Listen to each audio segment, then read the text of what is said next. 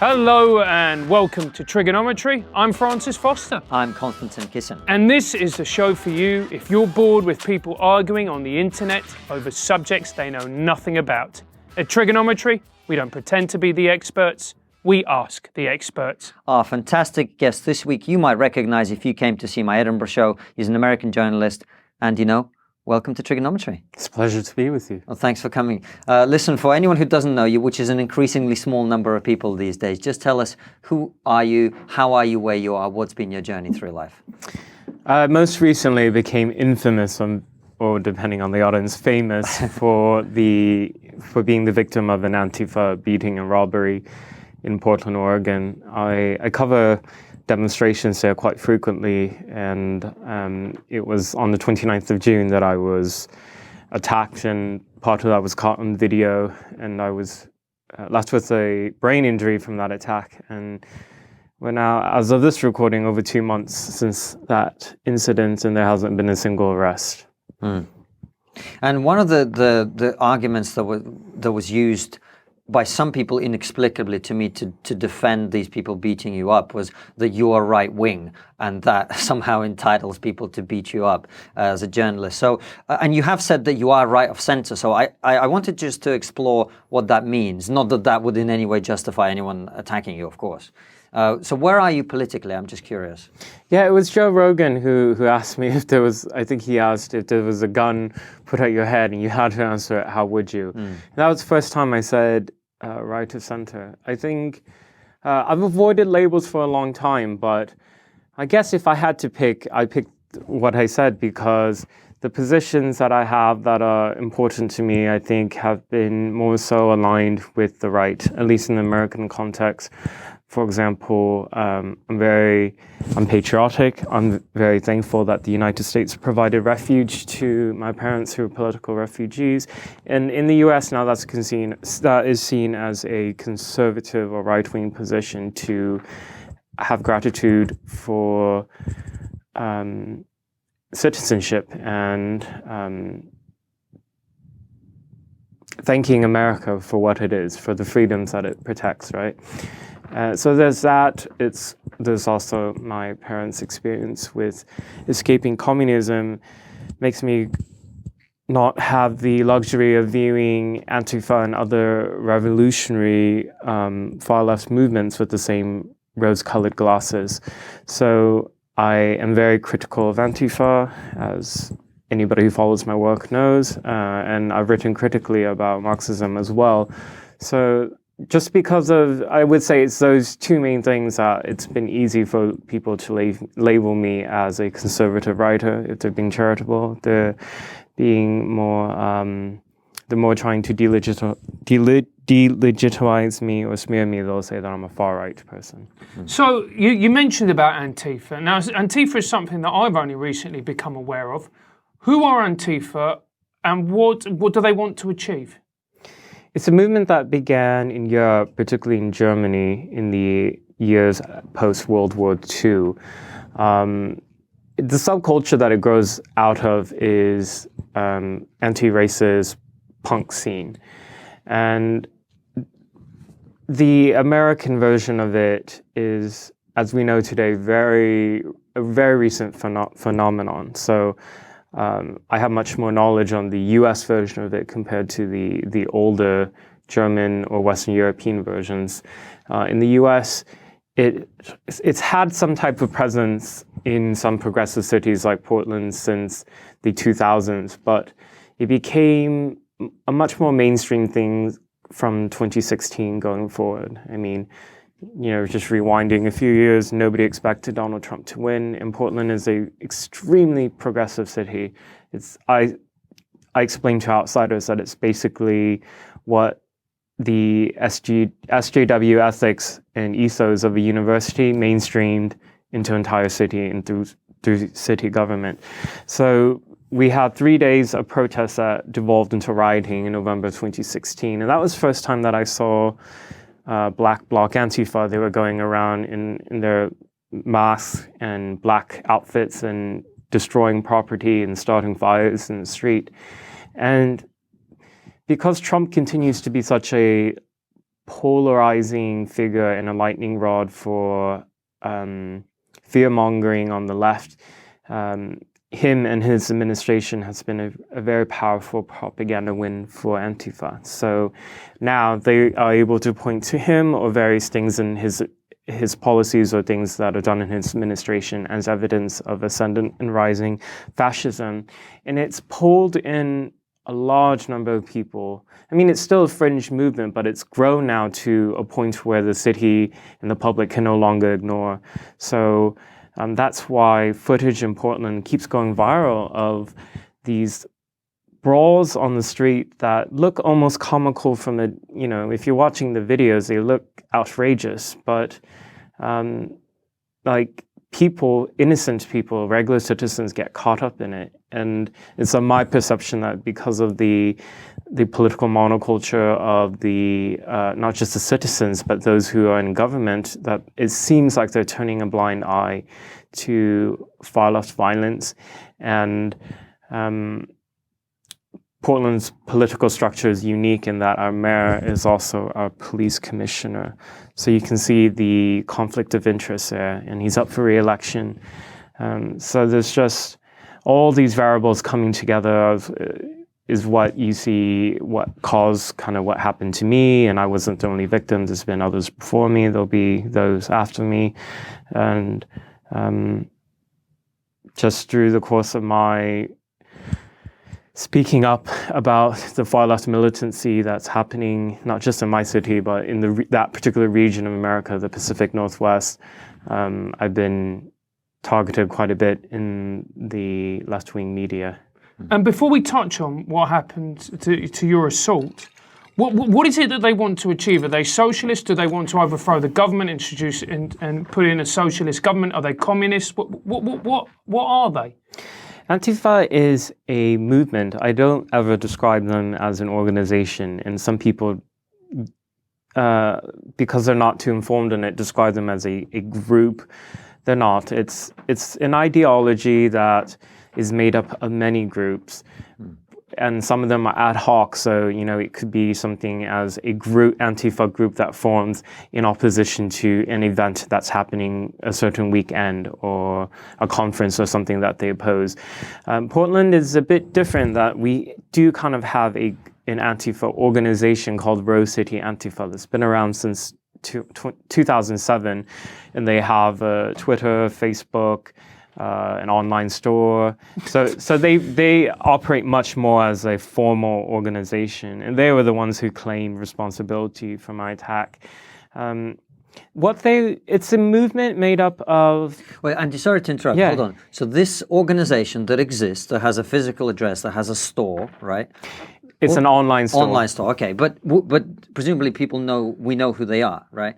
No, we don't. We don't. They're entirely Okay. anonymous. Okay. But we can track it through a bank account. Well, I imagine if the police were interested enough, they could find out at least some of the people who are connected. So they claimed responsibility for beating you up, and yet, I presume, they haven't been arrested, they haven't been tracked down, they haven't been prosecuted. Is that right? Correct.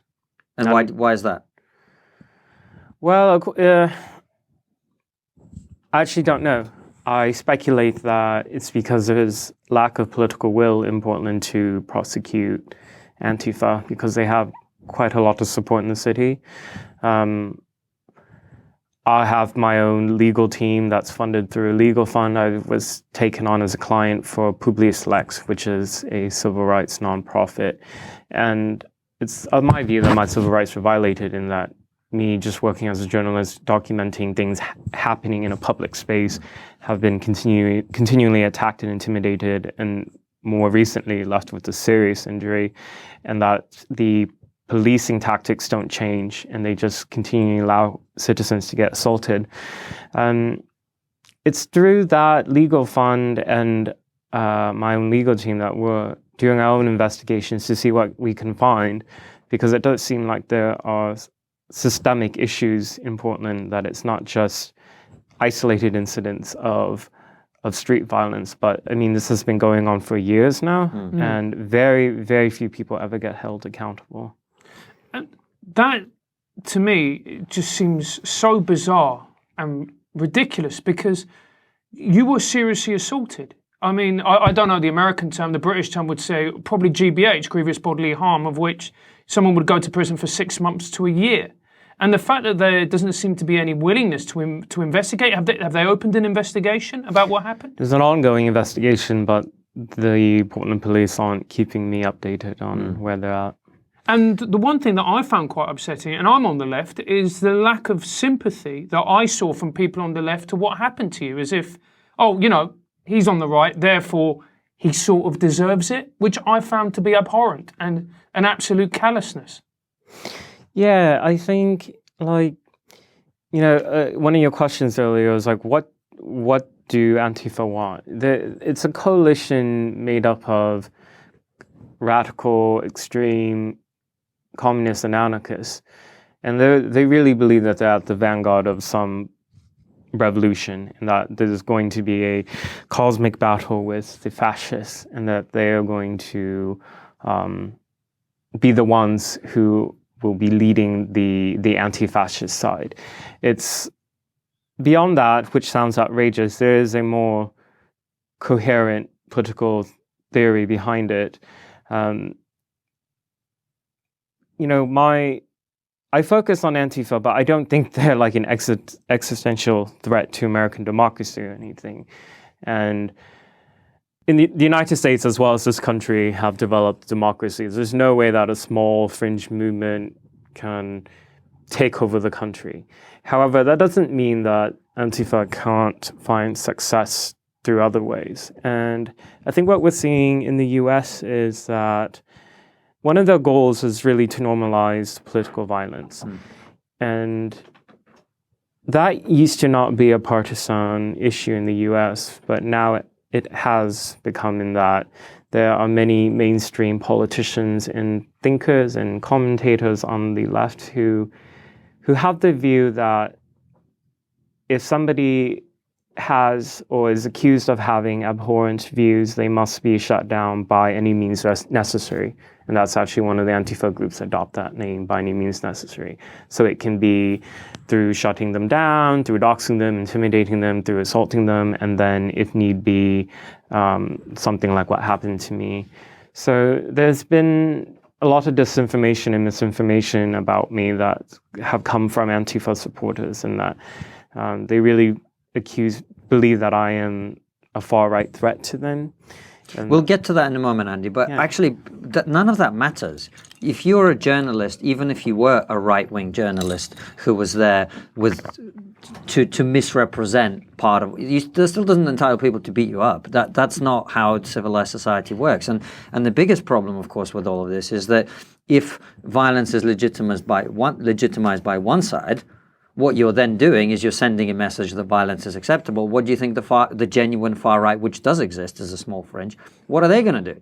And as we know, they are probably better at violence than the far left. So I don't think it in any way it matters what your political opinions are actually for whether this was legitimate or not. It's just not legitimate. And you know, you talked about it being comical initially, or being seen as comical by outsiders. I remember watching, prior to your incident, footage of these Antifa protesters in Portland blocking off streets and directing traffic. And then an old guy in his car being kind of, he tried to drive through and he was assaulted and all this stuff. And the police standing there at the back just watching this whole thing.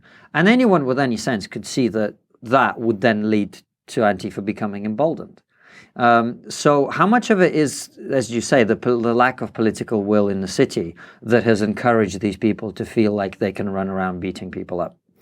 You know, I mean, it would be just speculation at this point, but my observation is what happens at these things is, these demonstrations, is police will be on the periphery always, within eyesight of sometimes the violence and things that happened before the violence. So like on May Day, what happened to me was that I had been punched in the stomach, and I reported it immediately to police who were just several yards away.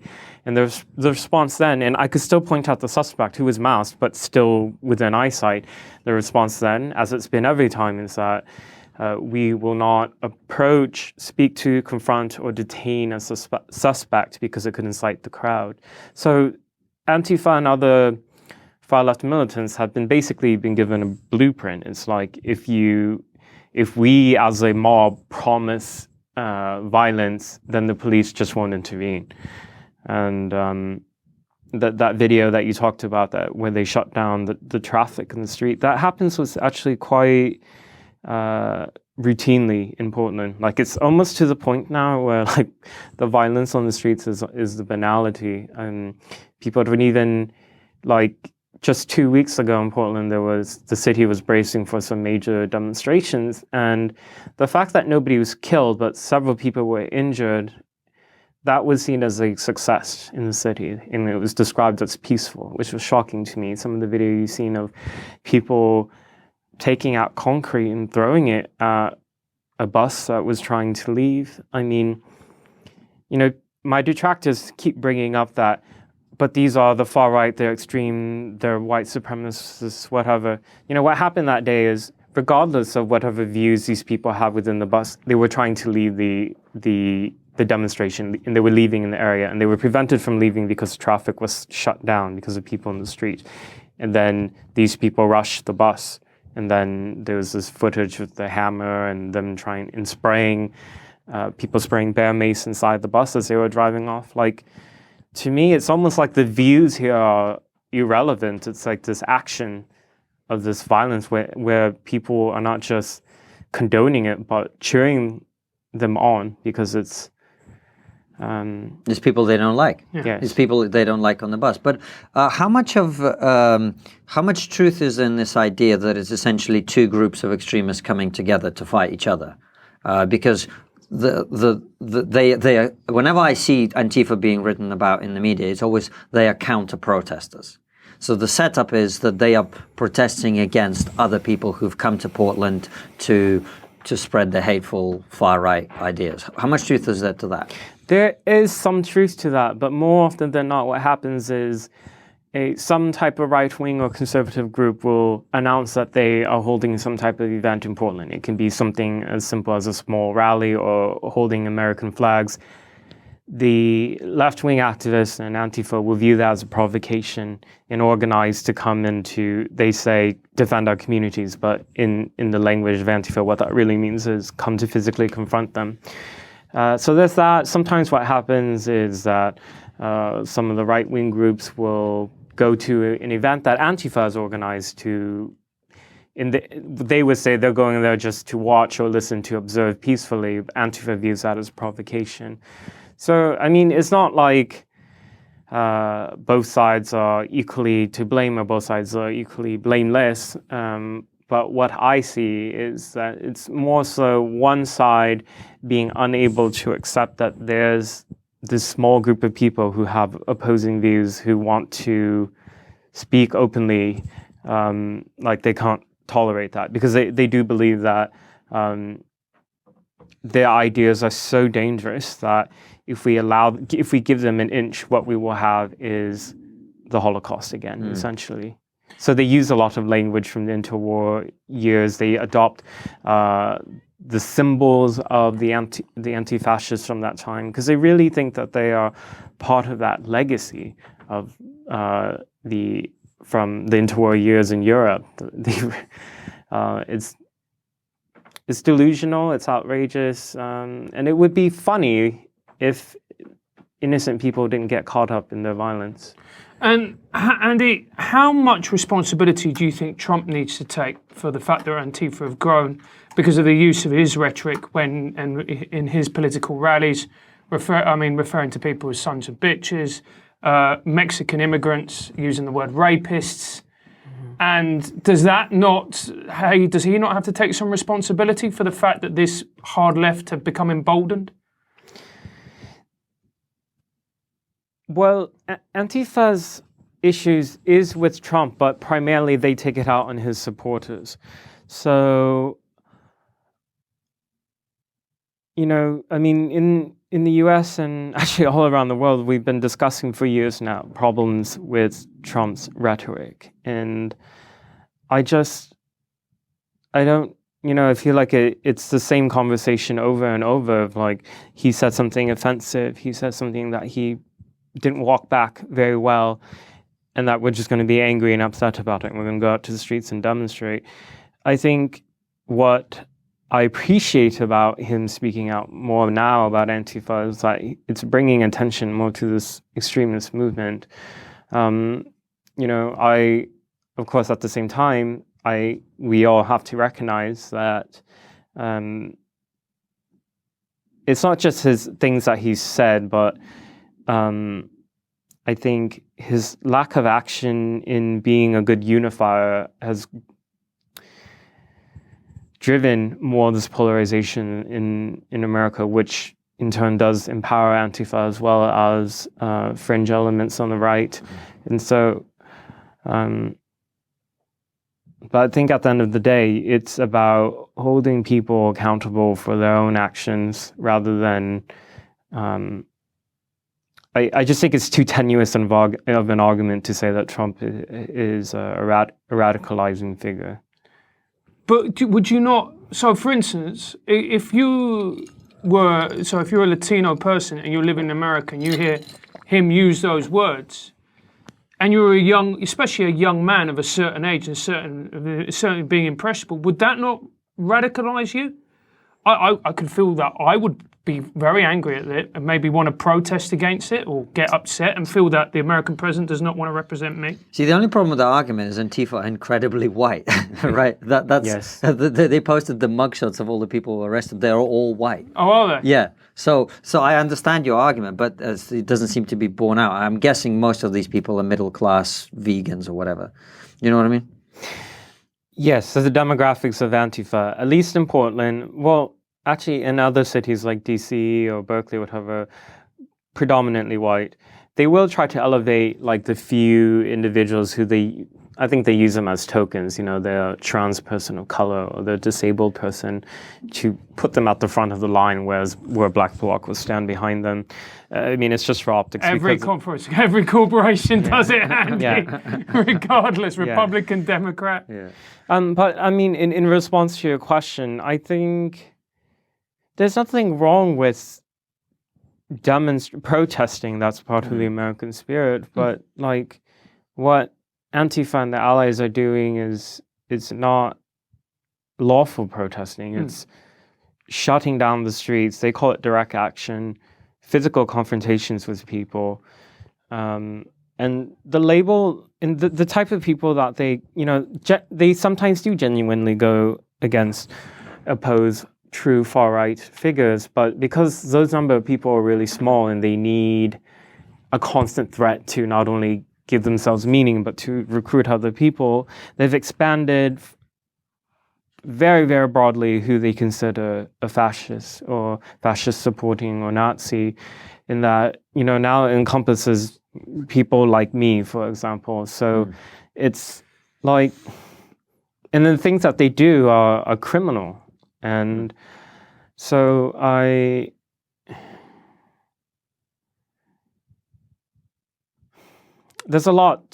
are many issues with Donald Trump. I don't think that I'm not sure now at this point if he was just taken out of the picture of Antifa would just go away. It would be definitely harder for them to recruit. But many aspects of their ideology are basically have been mainstreamed by some of our politicians like AOC, for example, the demonization of law enforcement, even just delegitimizing the concept of sovereignty in the US. So there's been, in the past 2 months, 4 incidents of immigration customs enforcement facilities being targeted, and one of them was by an Antifa militant in the state of Washington, close to Portland, where one of them firebombed the facility, tried to ignite a 500-gallon propane tank, and came armed with a rifle. He got killed before he killed anybody, but he left behind a manifesto. I'd actually crossed paths with him before. So, that was massively underreported. Yeah, it was. So, the street hooliganism on the street is one aspect of it, but the ideology itself is very extreme. I mean, it's like revolution by any means necessary, and we will take up arms. And the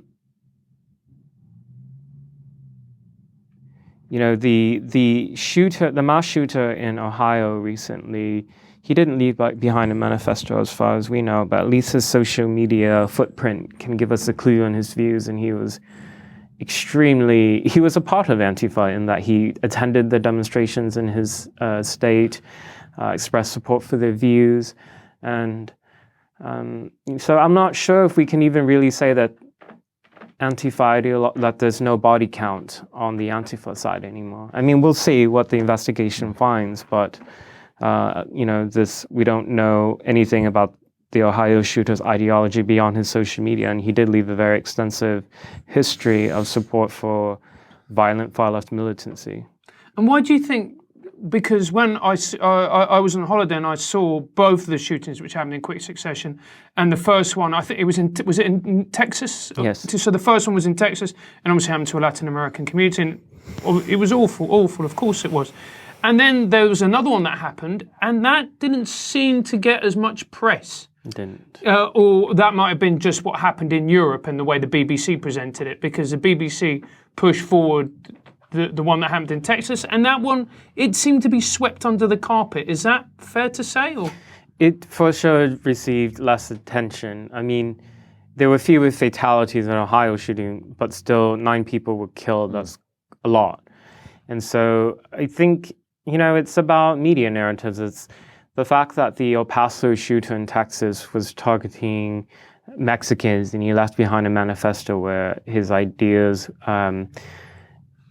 created easy headlines, for example, because he had xenophobic views. Like, it's much easier to sensationalize that type of story and make people go crazy on social media, whereas the Ohio shooter was a bit more complicated in that he didn't leave behind a right-wing manifesto in his social media account. Certainly didn't show him being sympathetic to white supremacy or anything like that. Quite the contrary. So I think ideology has a lot to do with that. I mean, you see it often when criminal or violent acts are committed by somebody who is part of a historically marginalized community. There's, I think with journalists, they don't want to focus too much on it because they're always afraid of how it could negatively impact the perception of a community. Whereas if that suspect or criminal is a white man, particularly if he is seen as potentially conservative anyways, then it's a free-for-all. So that's just the nature of the media in the United States as well as this country. And how much do you think this is about language? Because we've had a number of people on this show talking about, in Britain, Brexit voters being called Nazis, being milkshaked, pro-Brexit politicians being called Nazis, being milkshaked. How much of this do you think is about the fact that if you keep calling everyone Nazis, there will be some people who eventually actually believe it? And then, I mean, look, if I thought that there were genuine Nazis coming, right, well, I probably would use violence to try and defend myself. Do you know what I mean? So how much of it is about we've managed to persuade ourselves that there's this horde of Nazis coming for all of us, and some of these people are now buying into that idea when the reality wouldn't suggest that? I think it would be easier for me to step back and just sort of accept that the nature of ad hominem insults is like, constantly trying to outdo the other. And so like, if Nazis had just remained an insult and stayed that was used as part of this rhetoric, then that's one thing. But what happened is that Punch a Nazi became a meme that was quite celebrated. And like Richard Spencer is an easy person for people to hate, but then, like as I said a moment ago, the definition of Nazi has become kind of meaningless now, and so it's just applied very, very broadly. And there's people now who think, well, if this person's a Nazi, it's okay to punch him or her, right, or do something worse. So language has something to do with it, but I think it's more so that the actions now are the response to people you dislike, like shutting them down through violent acts is seen as acceptable. I mean, it was in this country that milkshaking became this new phenomenon that very quickly crossed the Atlantic. And it was pretty much universally celebrated by your chattering classes, as well as the American ones too. I mean, it was basically described, the American left-wing punditry, as a cute form of political dissent.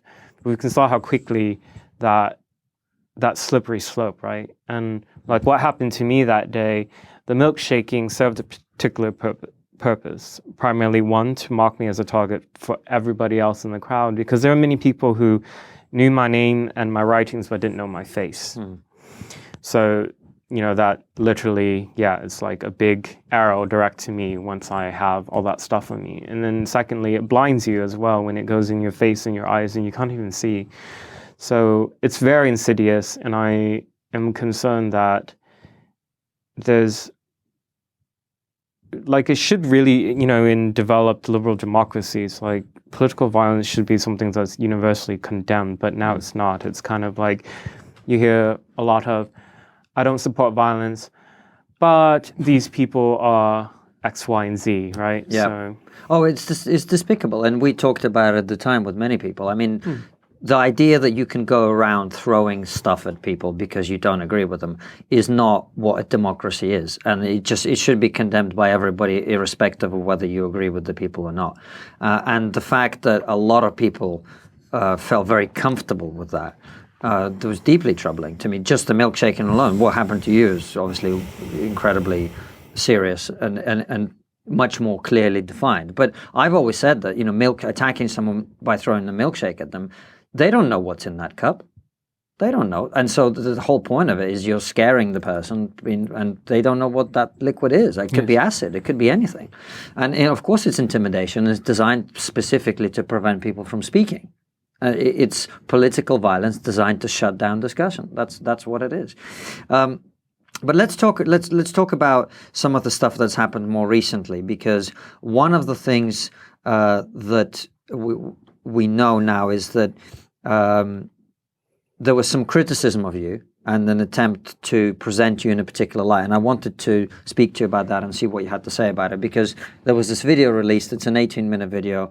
I found it quite boring and difficult to watch. But basically, if I can represent what is being said about it, and then you can say what you think about it, and correct me if any of my thing is not accurate to what people are saying, right? What I think people are saying is you were walking together with a right-wing group of is it Patriot Prayer, right? Who were planning to attack a bar in which these Antifa people hang out, and you were participating, or at least observing, a conversation in which they were planning this violent attack. And people have used that to essentially say, Andy Ngo is not an objective journalist. What he is someone who hates Antifa, so he records all their violent crimes. But when it comes to right-wing violence, which also does exist, he doesn't record that, he doesn't present that, and therefore he presents a skewed picture. And they've then gone on to say that that's why you left Quillette. So tell us about that. Yes, so I left Quillette a week before this latest controversy broke out. It was a mutual decision. I'm moving on to other projects. I'm going to be working on a book. Just don't have time to continue to be working with Quillette. And it's been a great experience there. I'm very thankful for the time that I've had there. Those who dislike me use that as we're trying to link it with the latest outrage, this video that's come out that some headlines describe as damning and has fueled very serious accusations against me. Actually, I think criminal accusations of criminality, in that I was party to a violent criminal conspiracy or had knowledge of it that withheld it from the authorities. It's absolutely all untrue. It's rubbish. This video, I actually encourage everybody to watch it. It's kind of like watching paint dry. It's 18 minutes. So that was recorded on the 1st of May, 2019, May Day. There were a series of demonstrations throughout the day. I had been documenting it. It was early in the day that I had been punched in the abdomen and sprayed with silly string. And so that happened all before this video started. There was a right-wing demonstration where they were holding flags over a bridge, And after that was over, they were milling around the street and walking around. I was just following them. It was really uneventful. It was actually quite boring. I was looking at my phone, which you can actually see in the video, one, to see how the other journalists had covered the protests from earlier in the day, see if there's anything else that I missed, because it was happening at different parts of the city. And I was trying to see if anybody had caught video of me getting assaulted. So that's what I was looking at and concentrated on. I only heard snippets of what these people were talking about, and none of it to me was interesting. It was like, where are we going to go? Is anybody else joining us? What's going on? Like, so I didn't record that. It wasn't, and mind you, I need to point out, I wasn't the only photojournalist that was there. There were 3 other people, including a local left-wing journalist, by the way. So none of us found any of this interesting. There was at one point where people have said, some of the headlines have been completely false, demonstrably false if you watch the video, saying that I laughed while people were planning an attack. I never laughed in the video. There's at one point where I did give a faint smile. I recall them saying something about how they were really outnumbered. And I was just at that time thinking about, like, this is what, they're always outnumbered 10 to 1 if they're lucky. Like, this is the futility of their demonstrations in progressive Portland. And that was spun as me being approving or supportive of whatever happened next. And I don't think it was apparent to any of us there what was going to happen next, because even this video, who was recorded by an undercover Antifa activist, someone who had been undercover for 2 years, and this is like the climax of his work, right? It was selectively released in that he doesn't show any of what happened actually at the Antifa pub that was hosting the Antifa party. Doesn't show any of that, and that was where I was seriously assaulted there as well. And so he levied accusations against me anonymously. It's an unverified, well, one is an anonymous person, so it's an unverified source, and the fact that this he was interviewed, and it went on a left-wing blog called the Portland Mercury, which is also a paper. And, it's like this whole, like, watching myself being smeared in real time and made into somebody I'm not has been really fascinating and kind of surreal. It's like seeing how it's a game of telephone almost. It's like, and all the players are, the writers at HuffPo, Vox or Vice, and then all the Twitter checkmarks people who are kind of part of the same left-wing, scorched earth, partisan, ideological writers. And it's just like, oh, somebody said Andy was laughing when Andy's laughing in a damning video. Let's repeat that in the headlines. And over and over. And it just, they really depend on people not watching it. What happened next in that video is that, I went to the bar and actually in the interview with this anonymous Antifa activist, he stopped recording at one point, not to call the police, but to call the people at the Antifa party. So if he was really witnessing a violent criminal conspiracy, I wonder why he didn't call police. And this video footage, even at the very end of the interview, he said he didn't realize what he had caught until some time later before releasing it. So it wasn't apparent to him, and he was right there talking to the people, and I was walking around the area, sometimes close, mostly far away, as well as being concentrated with things on my phone, okay? So just to be clear, what you're saying is, at no point did you feel that these people were about to go and attack someone in a bar? I didn't have a full picture that would have led me to that conclusion, correct. And Andy, do you think we're entering this really dangerous period now for journalism, where every journalist and every journalistic publication seems to be advocacy journalism, and that people just want to push their narrative and they will twist the facts in order to suit their own narrative? And actually, what happened, the facts, nobody seems to care about anymore. Yes, and I need to, self-introspection is very important to me, and integrity and all that. So I need to point out that not everything that the critics say about me are wrong. Some of it has merit. For example, just the nature of on-the-ground breaking news reporting with things that are many things happening at the same time. Sometimes in that very moment, you may get a detail wrong. You don't have the advantage of the multiple angles that come out in the hours later. And of course, basically the crowdsourcing of fact checking of something. So the hammer thing would be a good example where the hammer was on the bus, but you initially mentioned it being... I actually never described where it came from. Okay. But in the video, you do see that at one point, one of the people from the Antifa side did have the hammer. I didn't know that it originally came from inside. Yeah. I came out and corrected the record for that.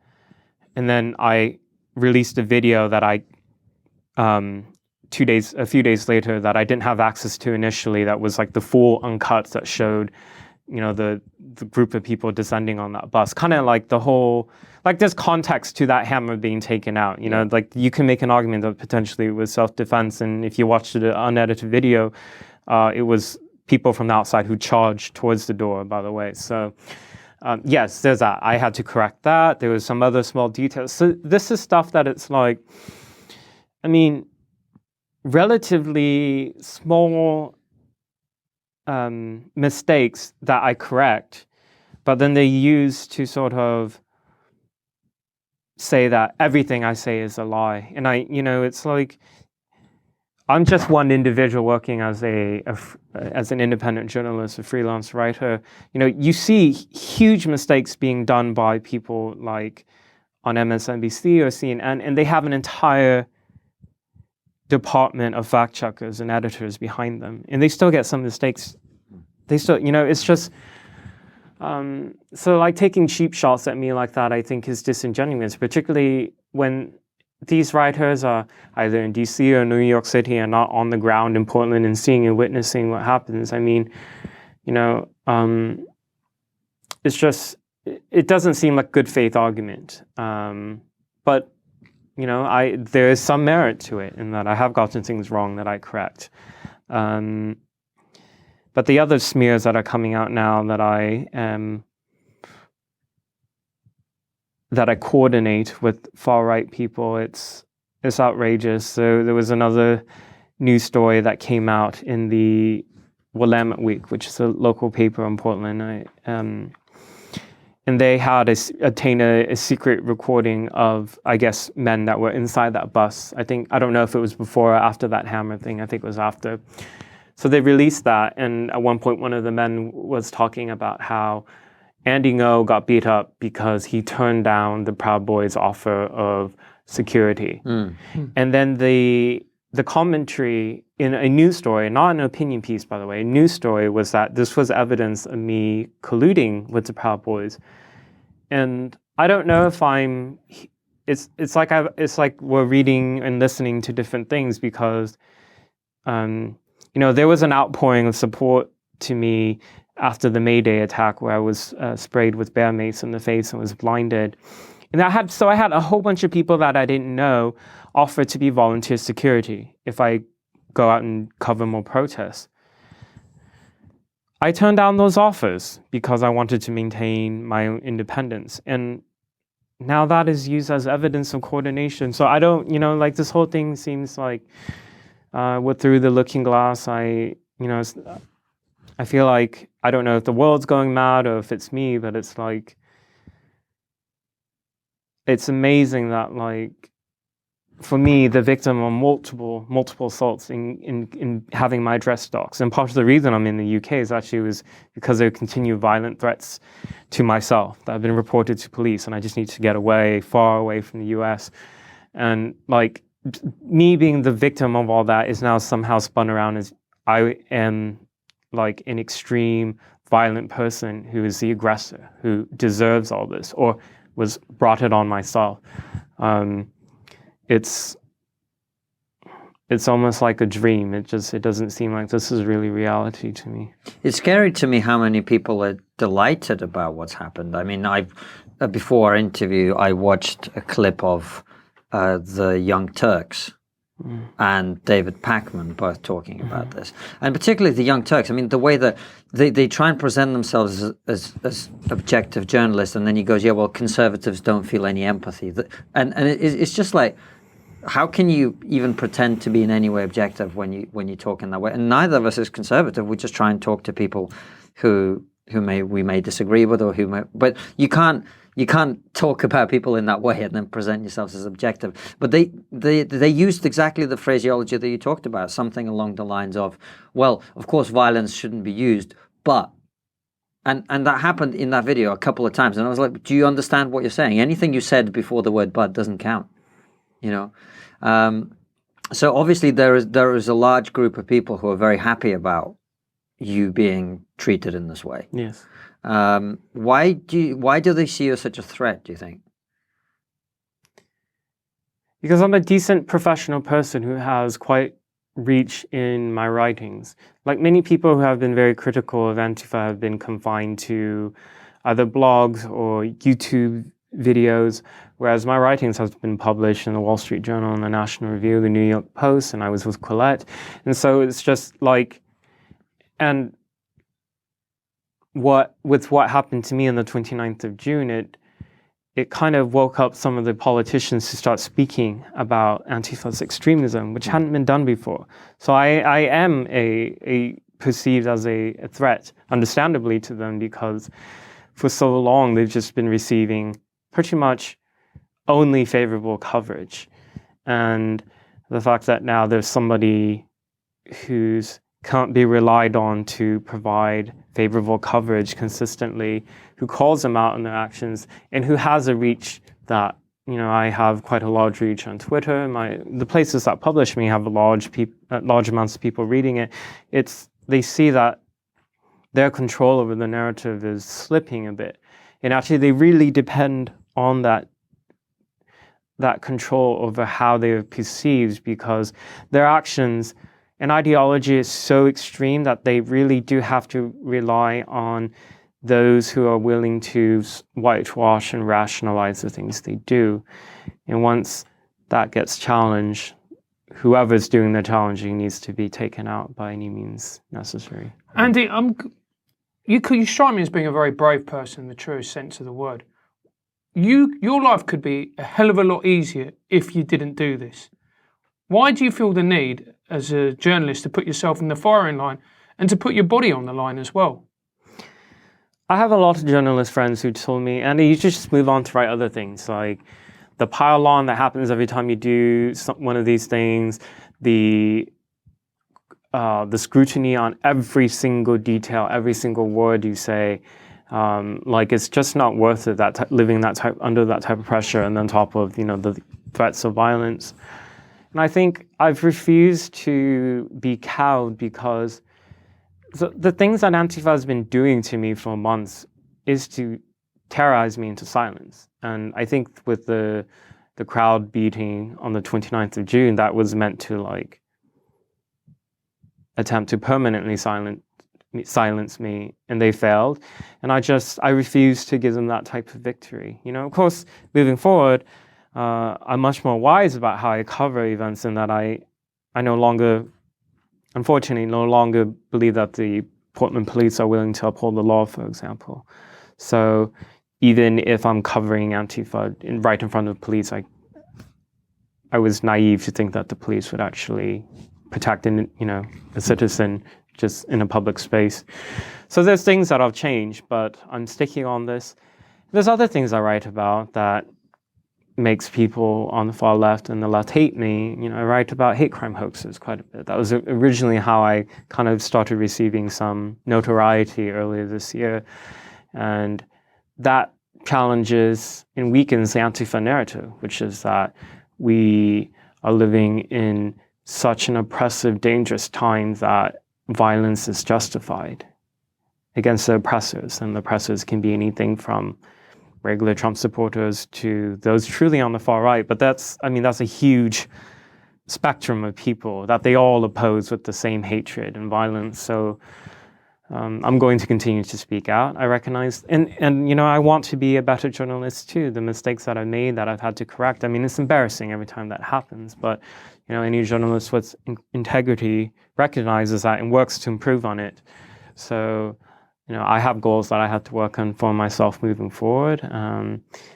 At the same time, when something's an outright lie against me, as some of these headlines are right now, they're outright lies. And, I'd just like to say my legal team is aware of it, because I think some of the claims against me rises to the level of libel and defamation. Well, I was going to ask you, you're here in London, in England. We had something not similar, but we had some protests recently. Do you think we're going to see more of this across the world? These running battles between people on the two extremes? The issues that we're seeing with Antifa more recently is really kind of confined to the Anglosphere. I mean, Antifa activism in Germany is a kind of entirely different thing, because they actually do have a history that goes back decades of this group. And some of the ideas that from America, I notice are bouncing off to the far left militants in Britain. What I was encouraged to see was that the London Metropolitan Police, even without having any of the heavily militarized gear that you see American police have, they were able to contain law and order. For example, last weekend when there was an Antifa demonstration against Tommy Robinson supporters, they were marching on the street, so they had disrupted traffic. And before they could really do that for much longer, the police just surrounded them in such large numbers that they couldn't do anything, and the police pushed them to the pavement. So they could no longer disrupt traffic. Some of them were carrying some small sticks that had sharpened ends. That was taken. And it seemed like, because the police are quick to act, they're not emboldened to see how much they can push. Because in Portland, it wasn't like right away that they were attacking people in the street. It was like, okay, first we're going to take over the streets, and we can do it. Secondly, some of us are going to bring in bats or brass knuckles or small knives and bear mace, and we get away with it. And the next thing is we're going to start using it. So, the incidents of political violence in Britain that I've seen have been much more isolated and small. I mean, I know that some of the controversial political people who ran as MEPs not too long ago were targeted, but the violence that I saw there wasn't anything like what we continue to see in Portland. So I think that as more attention is brought to the dangers of normalizing political violence in liberal democracies, I think police will naturally face more pressure to do more. Unfortunately, in Portland, our police commissioner is also our mayor, so that may be the one exception. But what I'm really concerned about is just that the wider public will accept and encourage those types of violent actions because they believe that it's for a better cause or a good cause. I think that's extremely damaging to how citizens relate to one another. It's like,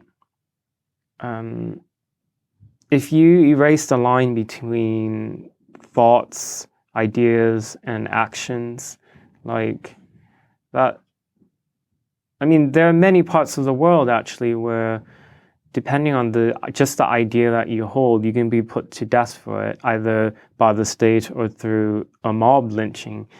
And so it worries me that many influential people here who have benefited from the rights that come in, the civil rights that come in liberal democracy, that they are, in a way, working to weaken those sort of those rules that are codified into law, but as well as expected between one another. That's what I'm concerned about. And do you think we're going to be able to, because at the moment, I mean, maybe it's just, the effect of the internet. You look at the internet, everybody seems to be more polarized than ever. We seem to be bracketing ourselves into certain camps. Do you think that we're going to be able to heal this division, or do you see it just becoming worse and worse? Well, in your country, you're dealing with Brexit now, and it does seem like it's getting worse and worse. Thanks for that, Andy, mate. Nice one. But you have, your Prime Minister, as hated as he is by some people, I also see him doing good effort to be a unifier. in America, it's a bit harder in that, the president, Trump is Trump, that he hasn't changed a bit from the campaign days in 2015. And so there are going to be people who will try everything they can to exploit this polarization because it benefits them politically. And so I'm a bit more hopeful about Britain than I am about America in this regard. Well, I don't normally do this before we ask our last questions. Do you think Trump's getting re-elected?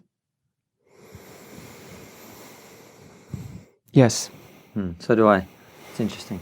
All right. Well, let's do our last question on that happy note. On that happy note. So the question that we always ask, Andy, is what is a one thing people aren't talking about but actually really should be talking about? Well, this is sort of the paradox. There's a lot of people talking about social justice, extremism, and craziness in the universities, in the American universities, for example, but also with some campuses in the UK. I mean, your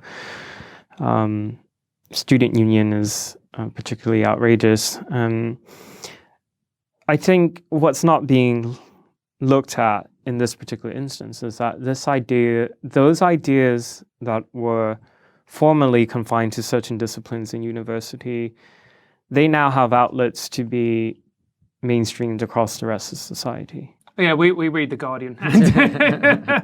Yeah.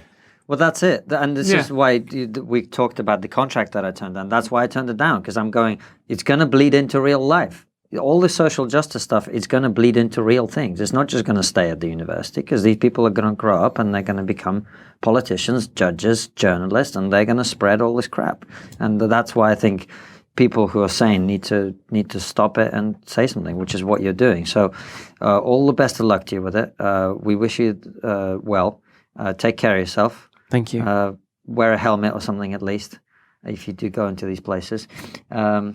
Joe Rogan said to you should bring some big guys with you, but you're clearly not planning to do that, are you?